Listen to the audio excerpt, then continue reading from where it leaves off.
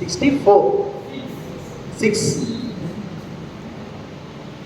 164 maybe correct answer 190 మళ్ళీ చెప్తున్నా ఇది కాంప్లెక్స్ కాబట్టి ఏ 12 అనేది వాల్యూ ఎంత శాతం ఇంకా 182 ఏ 15 లో ఎంత అంటే 180 180 అయితే ఏ 19th టర్మ్ అనేది ఎంత అనేది క్వశ్చన్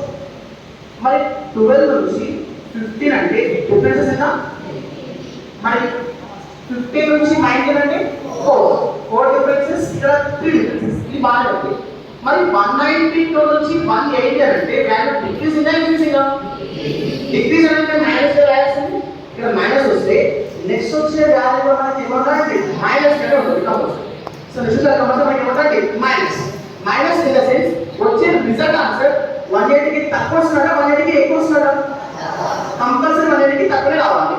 మరి ఆప్షన్ మరి 180 ఎక్కువ అనుకుంటే సో ఇమీడియట్ గా రిజల్ట్ అనేది ఇచ్చేసేయచ్చు సో ఈజీగా మనం రిప్లేస్ చేస్తే సరిపోతుంది మరి చూస్తే